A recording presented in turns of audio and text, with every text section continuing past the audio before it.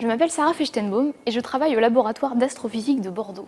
Ce laboratoire fait partie de l'Observatoire Aquitain des sciences de l'univers, qui dépend du CNRS et de l'Université de Bordeaux. Je suis docteur en astrophysique et je viens juste de terminer ma thèse au sein de l'équipe Formation stellaire.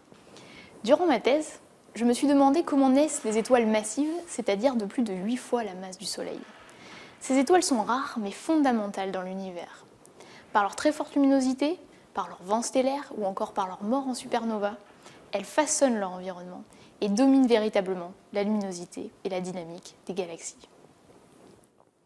Ce que l'on sait aujourd'hui, c'est que les étoiles naissent au sein de vastes nuages de gaz et de poussière, comme la nébuleuse d'Orion par exemple.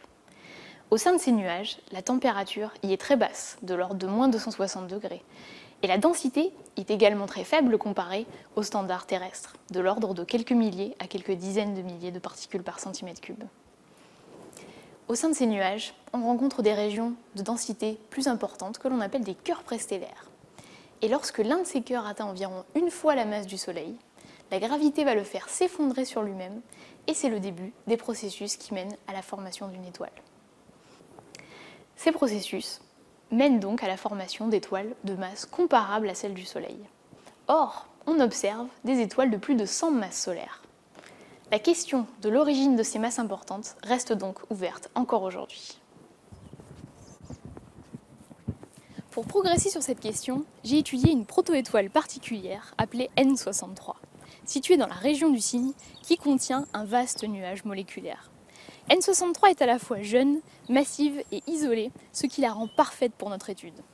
Pour l'observer, j'ai utilisé l'interféromètre du plateau de Bure, qui combine la lumière de 7 antennes différentes, ce qui permet d'obtenir une résolution angulaire beaucoup plus importante qu'avec une seule antenne, c'est-à-dire de pouvoir observer plus de détails. J'ai également utilisé le radiotélescope du 30 mètres au Pico Veleta, et cela pour pouvoir déterminer la composition chimique de N63 grâce à la spectroscopie. Les molécules du milieu interstellaire peuvent émettre de la lumière lorsqu'elles tournent sur elles-mêmes. Comme les différentes couleurs de l'arc-en-ciel, on peut décomposer cette lumière en différentes longueurs d'onde. C'est ce qu'on appelle la spectroscopie. On observe alors un spectre, c'est-à-dire l'intensité de la lumière en fonction de la couleur ou encore de la fréquence ou de la longueur d'onde. Les molécules vont alors émettre un ensemble de raies qu'on peut voir ici. Mon travail alors a été d'identifier chacune de ces raies. Ici, on voit un très grand nombre de raies. On va zoomer un petit peu sur le spectre pour voir un petit peu mieux. Je continue à zoomer ici jusqu'à ce qu'on voit apparaître les raies individuelles. Et donc là, on voit quelques exemples de molécules que j'ai pu identifier vers cette protoétoile. Ces molécules nous renseignent sur les conditions physiques qui règnent dans la protoétoile, comme la température ou la densité, mais aussi elles nous renseignent sur les processus de formation des étoiles. Parmi toutes ces molécules, j'ai pu détecter un ion particulier, Cf+. C'était la première détection vers une protoétoile, donc ça a donné lieu à une publication. Et ensuite, vous pouvez voir aussi ici qu'il y a de très nombreuses molécules organiques complexes, donc complexes c'est-à-dire de plus de 6 atomes. Et parmi ces molécules, en particulier, ces deux-là qu'on dit prébiotiques, c'est-à-dire qu'on pense pouvoir être à l'origine de la vie.